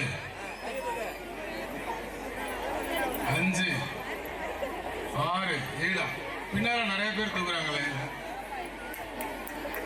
பரவாயில்ல. ஒரு 50 பேருக்கு மேல ஐஏஎஸ் ஆகணும்னு நினைக்கிறீங்க. ஐஏஎஸ் ஆகிறதுக்கு என்ன செய்யணும் அப்படின்னு கேட்குறீங்க இல்லையா? ஐஏஎஸ் என்பது ஒரு போட்டி தேர்வு. அது ஒரு போட்டி தேர்வு. அந்த போட்டி தேர்வு அப்படின்றது 3 கட்டமாக நடக்கும். முதல்ல முதன்மை தேர்வு, preliminary எக்ஸாமினேஷன். அடுத்தது மெயின் எக்ஸாமினேஷன். அடுத்தது இன்டர்வியூ. அந்த இதில் நீங்கள் 10th படிச்சீங்கல்ல, இப்போ என்ன படிச்சுட்டு இருக்கிறீங்க? இந்த 10th படித்த ஜியாகிரபி, ஹிஸ்ட்ரி. ஆனால் இதை நம்மளுக்கு சொல்லும்போது என்ன சொல்லுவாங்கன்னா, அது யாராலும் படிக்கவே முடியாது, அது ரொம்ப கடினமான ஒரு தேர்வு, அதில் நம்மளால் பரீட்சையில் பாஸ் ஆகவே முடியாது அப்படின்ற மாதிரி சொல்லுவாங்க. நீங்கள் அதை நம்பக்கூடாது. இப்போ 10th படிக்கிறீங்கல்ல, இந்த எல்லா பாடத்தையும் நீங்கள் சிறப்பாக படித்தீங்கனாலே ஈஸியாக அந்த எக்ஸாமை எழுதி பாஸ் பண்ண முடியும். நம்ம 10th தேர்வை இந்த வருஷம் எழுதுகிற அரசு பரீட்சைக்கு, அந்த அரசு தேர்வுக்காக மட்டும் படிக்காமல் வாழ்க்கையில் ஐஏஎஸ் ஆகணும்னு நினச்சி அதை திரும்ப திரும்ப படித்தீங்க அப்படின்னு சொன்னால் நிச்சயமாக இன்னொரு 5 வருஷத்தில் உங்களால் ஐஏஎஸ் ஆகிட முடியும். நீங்கள் இன்னைக்கு முடிவு பண்ணணும் நீங்கள் எந்த திசையில் பயணம் பண்ணணுன்றாங்க. நான் ஐஏஎஸ் ஆகணும்னா அதுக்கான தேடல் இருக்கணும். யாராவது ஒரு ஐஏஎஸை ஒரு முன்மாதிரியாக நீங்கள் எடுத்துக்கிறணும். அவங்க எப்படி படித்தாங்க, அதுக்கு என்னென்ன போட்டித் தேர்வுக்கு என்னென்ன புத்தகங்கள் படித்தாங்க, எந்தெந்த லைப்ரரியில் போய் படித்தாங்க அப்படின்னு தெரிஞ்சுக்கிட்டு அதெல்லாம் நீங்கள் படிச்சு அந்த புத்தகங்களை வாங்கி படிக்க ஆரம்பித்தாலே நீங்கள் உறுதியாக ஐஏஎஸ்ஸாக ஆக முடியும். ஐஏஎஸ்ன்றது ஒரு போட்டி தேர்வு, அவ்வளவுதான். அந்த தேர்வை எழுதுறதுனால மட்டுமே நம்ம பெரிய ஆள் ஆயிடுவோம் அப்படின்னு நினைக்கக்கூடாது. அதுக்கு பிறகும் நம்ம தொடர்ந்து படிக்கணும். நாளைக்கு ஐஏஎஸ் ஆகிட்டீங்க, அதோட படிப்பு போதுமா? பத்தாது இல்லை, அதுக்கப்புறம் படிக்கணும். அது தொடர்ந்து படிச்சுக்கிட்டே தான் இருக்கணும். வேற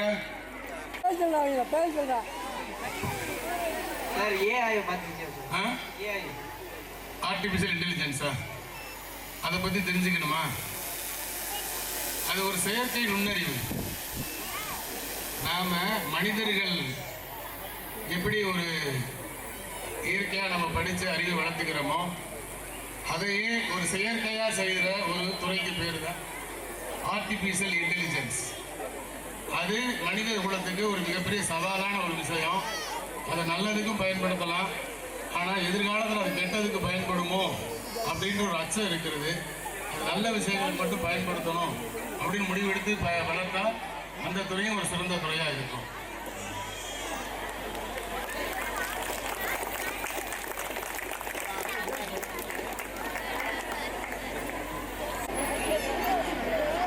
முடியல.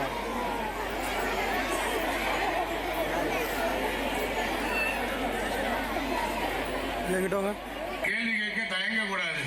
கேள்வி கேட்கறதே ஒரு விதமான உங்களை நீங்க வளர்த்துக்கிறதுக்கான ஒரு முயற்சி தான்.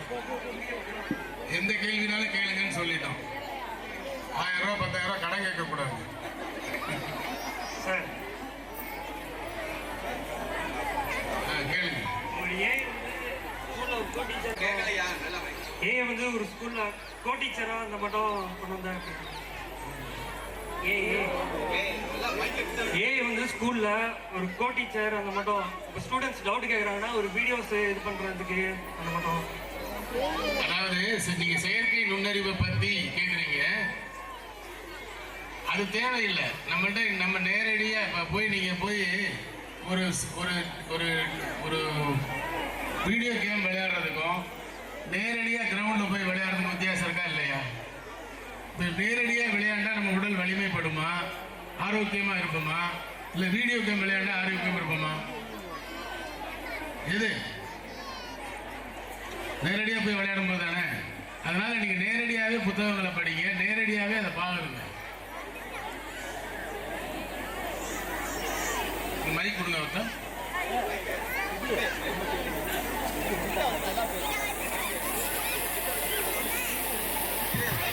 அதான் அந்த டவுட்ன்றது உங்க ஆசிரியர்கிட்ட கேளுங்க. அதான் வந்து நியூராலஜி இருக்கு, டயபட்டாலஜி இருக்கு, ஆர்த்தோபெடிக்ஸ் இருக்கு, இப்படி பல விஷயங்கள் இருக்கு. அப்ப ஒரு விஷயம் உங்களுக்கு இருக்கு அப்படின்னு சொன்னா அதுல யார் எக்ஸ்பர்ட்டோ அவங்கள்ட்ட போய் தான் கேட்கணும். அதை விட்டுட்டு நம்ம யாராவது இன்னொருத்தட்ட கேட்டுட்டு அவங்க சொல்றதா உண்மை நம்ம நம்பக்கூடாது. ஹிஸ்டரி டீச்சர்கிட்ட ஹிஸ்டரியை பத்தி கேட்கணும், கெமிஸ்ட்ரி டீச்சர்கிட்ட தான் கெமிஸ்ட்ரியை பத்தி கேட்கணும். நீங்க ஹிஸ்டரியை போய் கெமிஸ்ட்ரி டீச்சர்கிட்ட கேட்டீங்கன்னா சரியாது, தப்பு. அது மாதிரி தான் இல்ல, அதுதான் நீங்க காட்சியா காட்டுறீங்க. அதை நீங்க என்ன வந்து இப்போ கொடைக்கானலுக்கு நீங்க நேரடியாக கூட்டிட்டு போய் கொடைக்கானல் காட்டினீங்கன்னு வச்சுங்க, அந்த குழந்தைகளுக்கு எப்படி இருக்கும்? கொடைக்கானல்ல நீங்க வீடியோவில் பார்த்தா எப்படி இருக்கும்? இப்போ அந்த குழந்தைகளை ஒரு டூருக்கு கூட்டு போய் பஸ்ஸில் ஏற்றி இங்கேருந்து நேராக கொடைக்கானலுக்கே கூட்டிட்டு போய் அந்த மலைகளை இயற்கையாக காட்டினீங்கன்னா அந்த குழந்தைகளுக்கு பெறுகின்ற அந்த உணர்வுக்கும் ஒரு திரைப்படத்தில் அல்லது ஒரு காட்சியாக பார்க்கும்போது கிடைக்கிற உணர்வுக்கு வித்தியாசம் இருக்கா இல்லையா? அதுதான் ஏஐ என்பது ஒரு தற்காலிகமானது. அதில் ஒரு மிகப்பெரிய சந்தோஷம் கிடையாது. நேரடியாக போய் பார்க்கும்போது தான் அது வந்து ஒரு அனுபவத்தை கொடுக்கும், ஒரு ஒரு ஒரு விதமான அறிவும் நமக்கு கிடைக்கும். அதனால நேரடியாக போங்கன்னு சொல்கிறேன். ஏஐயை நம்பி இருக்காதீங்கன்னு சொல்கிறேன்.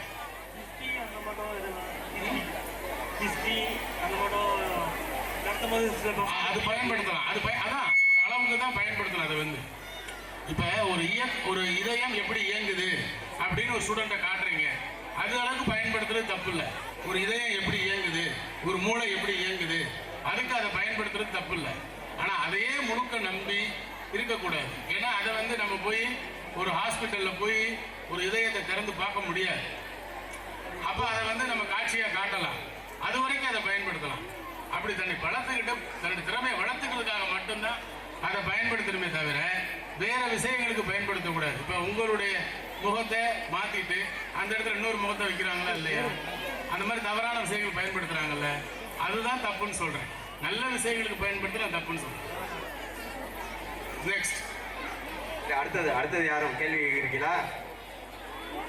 கேள்வி கேட்கிறவங்க கையை தூக்குங்க, மைக்கு உங்கள்கிட்ட வரும்.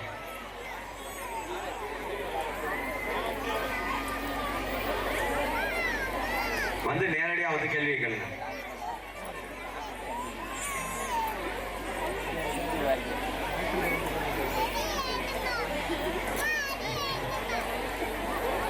ஐயா நின்றுட்டு இருக்காங்க எவ்வளவு நேரமா, நீங்க வந்து கேள்வியை கேளுங்க. காண கிடைக்காத வாய்ப்பு உங்களுக்கு. 33 ஆண்டு கால வரலாற்றுல இது மாதிரி ஒரு நிகழ்வு நடந்ததே இல்லை. அதனால நீங்க நேரடியா வந்து எந்த கேள்வி வேணாலும் கேட்கலாம்.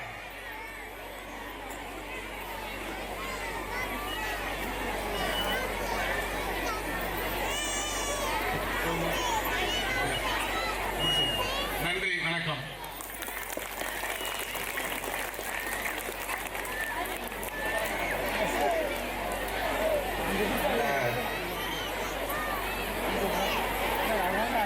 நம்முடைய பட்டுக்கோட்டை மாவட்ட நீதிபதி அவர்கள் சற்று பேசும்.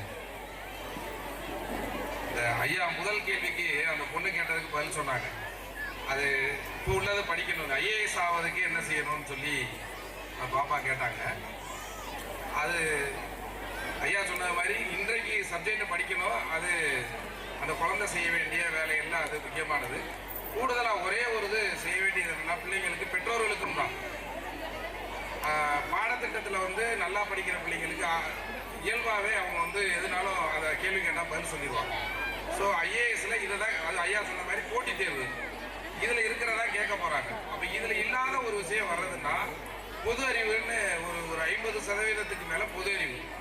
பொது அறிவுன்னா அது வந்து ஐஏஎஸ் தேர்வுக்கு மட்டுமா இல்லை அப்படின்னா இல்லை, நீதிபதிக்கும் தெரியணும், வழக்கறிஞருக்கும் தெரியணும், பொதுமக்களுக்கும் தெரியணும், எல்லாருக்குமே தெரிய வேண்டிய விஷயம் பொது அறிவு. அப்போ இந்த குழந்தைக்கு என்ன, அப்போ அதை எப்படி வளர்த்துக்கிறது, அது பொது அறிவு எதுலேருந்து கிடைக்கும்? அப்போ இப்போதைக்கு ஒரு 10வது படிக்கிற ஒரு குழந்தைக்கு, ஒரு 9வது படிக்கிறவங்களுக்கு, 8வது படிக்கிறவங்களுக்கு இப்போதைக்கு உடனடியாக பொது அறிவை வளர்த்துக் கொள்வதற்கான வாய்ப்பு வந்து தினமும் பேப்பர் படிக்கிறது, நாளிதழ்கள் டெய்லி குழந்தைய படிக்க வைங்க. பெற்றோர்களாக நீங்கள் பேப்பர் வாங்குங்க. இப்போ வந்து அந்த ஒரு பேப்பர் உங்கள் வீட்டில் இருந்ததுன்னா நிறையா செய்திகள் படிப்பாங்க. சில பேர் உங்களை இந்த குழந்தைகளை படிக்க வேணாம் அல்லது உங்களிலிருந்து படிப்பை பறிக்க வேண்டும் நினைத்த கும்பல் வந்து என்ன சொல்லுவாங்கன்னா, அதை நம்பாதக்கூடாதுங்கிறக்காண்டி சொல்கிறேன், அதில் தப்பான செய்திகள்லாம் இருக்குது, அதை படிச்சிடுவாங்கன்னு சொல்லுவாங்க. அதை நம்பாதீங்க. அதையும் குழந்தைங்க படித்து அதை அவங்க தெளிவாகிக்குவாங்க. இது தவறு, இது சரின்னு தெளிவாகிடுவாங்க. பேப்பர் வந்து ஒவ்வொரு வீடுகள்லேயும் வாங்கணும். வாங்க முடியாத குழந்தைங்க அல்லது வீட்டில் நேரம் இல்லாத குழந்தைங்க எப்போவெல்லாம் வாய்ப்பு இருக்குதோ உங்கள் பள்ளியில் இருக்கிற நூலகத்துக்கு போய், அதுதான் நான் சொன்னேன், உங்களுக்கு தேவையானதை பள்ளி நிர்வாகத்தில் கேட்டால் தருவாங்க. இப்போ என்னென்னா எல்லா ஊர்கள்லையும் நம்ம தமிழக அரசு தொடர்ந்து ஒரு 30 ஆண்டுகளாக எல்லா ஊர்கள்லையும் நூலகம் திறந்துருக்காங்க. நூலகத்திற்கு நாளிதழ்களும் கொடுக்க சொல்லியிருக்காங்க. ஸோ நாளிதழ்களை படிக்கிறது உடனடியாக செய்ய வேண்டிய வேலை, அதோட பாடத்திட்டத்தையும் படிக்க வேண்டியது.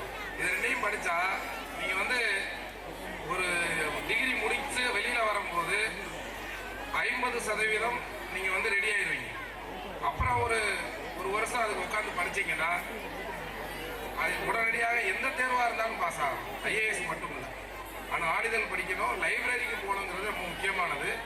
அதை அவங்க கேட்டதுனால எனக்கு தோணுது சொல்கிறேன். ஐயா சொன்ன மாதிரி 10வது படிக்கிறது ரொம்ப முக்கியம்.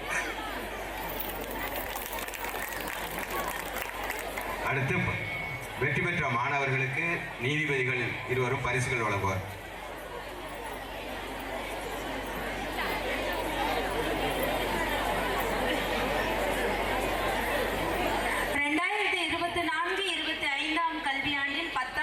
அரசு பொதுத் தேர்வில் வெற்றி பெற்ற மாணவர் 24-25ஆம் கல்வியாண்டில் 10ஆம் வகுப்பு அரசு பொதுத் தேர்வில் பள்ளி அளவில் முதலிடத்தை பிடித்துள்ளார். சஞ்சிதாவுக்கு மாவட்ட முதன்மை நீதிபதி ஐயா அவர்கள் பரிசினை வழங்கினார். அக்ஷரா கே 481 மதிப்பெண்கள் பெற்று பள்ளி அளவில் 2ஆம் இடத்தை பிடித்துள்ளார்.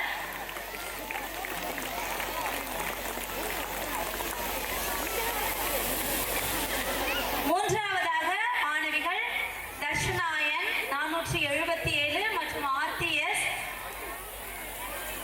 மூன்றாம் இடத்தை பெற்றுள்ளனர் என்பதை இந்த நேரத்தில் மகிழ்ச்சியுடன் தெரிவித்துக் கொள்கிறோம். அவர்களுக்கு மாவட்ட முதன்மை நீதிபதி அவர்கள் பரிசினை வழங்குகிறார்.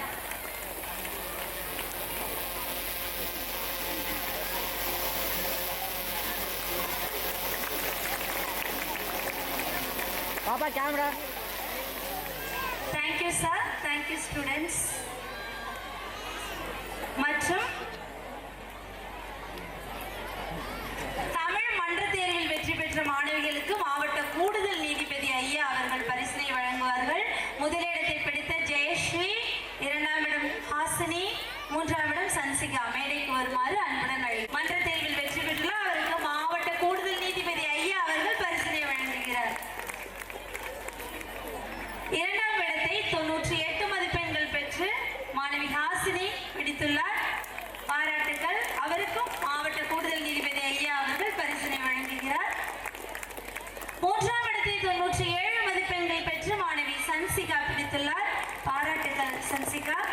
அவருக்கும் மாவட்ட கூடுதல் நீதிபதி ஐயா அவர்கள் பரிசினை வழங்குகிறார். Thank you thank you sir, thank you students.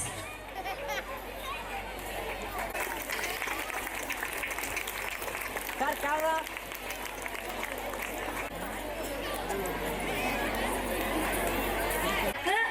சிறப்புரையாற்ற பள்ளியின் முதல்வர் திருமதி அனிதா அவர்களை அன்புடன் அழைக்கின்றோம்.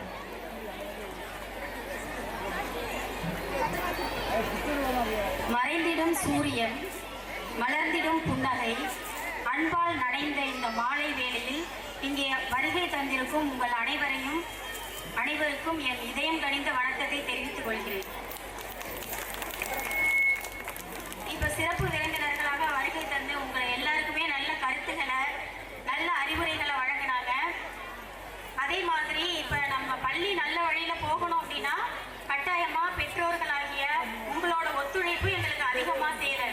நீங்க ஒத்துழைப்பு கொடுத்தீங்க அப்படின்னா நம்ம மாணவர்களை நல்ல உயர்ந்த வழிக்கு எடுத்துட்டு செல்றதுக்கு எங்களுக்கு ரொம்ப வசதியா இருக்கும். இன்றைய காலகட்டத்துல நல்ல ஒழுக்கமான மாணவர்களை உருவாக்குவது அப்படிங்கிறது ஒரு பெரிய சவாலா இருக்கு. அதுக்கு காரணம் வந்து இப்ப இருக்க சோசியல் மீடியா, அந்த போதை பழக்க வழக்கங்கள் அதிக அளவுல நம்ம கிராமம் வரைக்குமே பெருகி வந்துட்டு, அதுதான் முக்கியமான காரணம். அடுத்தது வந்து கைபேசி, செல்போன் அப்படிங்கிற யூசேஜ் வந்து அதிகமா, அது வந்து நிறைய பேரண்ட்ஸ் வந்து எங்கள்கிட்டயே சொல்றீங்க, பசங்க வந்து போன் எடுக்கிறாங்க, போன் எடுக்கக்கூடாது அப்படின்னு சொல்லுங்க அப்படின்னு சொல்றீங்க. அதை ஃபர்ஸ்ட் நீங்க கொடுக்கறத அவாய்ட் பண்ணணும் அப்படிங்கிறத நான் வந்து இந்த நேரத்துல உங்க எல்லாத்தையும் தெரிவிச்சுக்கிறேன். எல்லாரும் ஒண்ணு சேர்ந்து இருக்க நேரத்துல நான் தெரிவிச்சுக்கிறேன். ஏன் அப்படின்னா ஃபர்ஸ்ட் நீங்க வந்து கண்டிஷன் வீட்டுல கொடுங்க, ஸ்கூல்ல நாங்க கண்டிஷன் நாங்க பண்றோம். ரெண்டு பேரும் சேர்ந்து ஒத்துழைப்பு கொடுத்தா மட்டும்தான் இப்ப இருக்க காலத்துல நல்ல மாணவர்களா நம்ம வந்து உருவாக்க முடியும். அடுத்தது வந்து எந்த சார்புல எந்த குறைகள் இருந்தாலும் அதை கட்டாயமா எங்கள்கிட்ட தெரியப்படுத்துங்க, அதுக்கான நடவடிக்கைகளை நாங்க எடுப்போம். அந்த குறைகளை வந்து நீங்க மாணவர்கள் முன்னாடி பேசுறத கொஞ்சம் தவிர்த்தீங்க அப்படின்னா மாணவர்கள்கிட்ட அந்த மரியாதை அப்படிங்கிறது இப்ப ரொம்ப சுத்தரம் இல்லவே இல்லை. கொஞ்சம் கூட மரியாதை அப்படிங்கிறது இல்லைங்கிறதுக்கு காரணம் அக்கம் பக்கத்தினர் பேசுறவங்க, நம்ம பெற்றோர்கள் வீட்டுல வந்து பெரியவங்களையோ ஆசிரியர்களையோ நீங்க எப்படி பேசுறீங்களோ அந்த காரணத்தினால கூட மாணவர்களிட மரியாதை குறைபாடு நிறைய வர்றதுக்கு காரணமா இருக்கு. அந்த மரியாதை குறைபாடு இப்ப எங்களுக்கு இருக்கு அப்படின்னா ஃபியூச்சர்ல வந்து எல்லாருக்குமே உங்களை பாதிக்கும். உங்க குழந்தைகள் வந்து உங்களுக்கு மரியாதை கொடுக்கணும், கடைசி வரைக்கும் உங்க கூட இருந்து உங்களை நல்லா பார்த்துக்கணும் அப்படின்னா பசங்களை நல்ல பழக்க வழக்கங்களோட கொண்டுட்டு வர்றது ரொம்ப அவசியம். அதனால இந்த விஷயத்துல பெற்றோர்கள் எல்லாருமே ரொம்ப கவனமா இருந்து உங்களோட கண்டிஷனையும் நீங்களும் வந்து என்ன பண்ணணும்னா வீட்டுல பசங்களை நல்லா கண்டிஷனோட வளர்க்கணும். நாங்களும் உங்க குழந்தைகளை எங்க குழந்தைகளா நினைச்சுதான் எல்லா விஷயங்களையுமே நாங்க பண்றோம். நல்ல கல்வியை கொடுக்கணும், நல்ல பழக்க வழக்கங்களை கொடுக்கணும் அப்படிங்கிற ஒரு காரணத்தினாலதான் நாங்க அவங்க மேல அக்கறை எடுக்கிறதுனாலதான் அதிக கண்டிஷன் பண்றோம். அதை நீங்க வந்து இந்த நேரத்துல தெரிஞ்சுக்கணும் அப்படின்னு சொல்லி நான் ரொம்ப ஆசைப்படுறேன். இப்ப நிறைய உங்களுக்கு வந்து நிறைய நேரத்தை ரொம்ப அமைதியான முறையில நீங்க எங்களுக்காக செலவிட்டிருக்கீங்க. அதனால வந்து இப்ப உங்க எல்லாருக்கும் நான் மறுபடியும் என்னோட மனமார்ந்த நன்றியை தெரிவிச்சுக்கிறேன். அதே மாதிரி எங்களோட மாணவர்கள், அதாவது உங்களோட குழந்தைகள் நிறைய கலைத்திறனை வெளிப்படுத்துறதுக்கு ரெடியா இருக்காங்க. அந்த நிகழ்ச்சிகளை எல்லாருமே கடைசி வரைக்கும் இருந்து கண்டு கழிச்சு அவங்கள வாழ்த்திட்டு போகணும் அப்படின்னு சொல்லி இந்த நேரத்துல நான் உங்கள்கிட்ட கேட்டுக்கிறேன். அனைவருக்கும் மறுபடியும் நன்றியை தெரிவிச்சுக்கிறேன். நன்றி, வணக்கம். Thank you ma'am.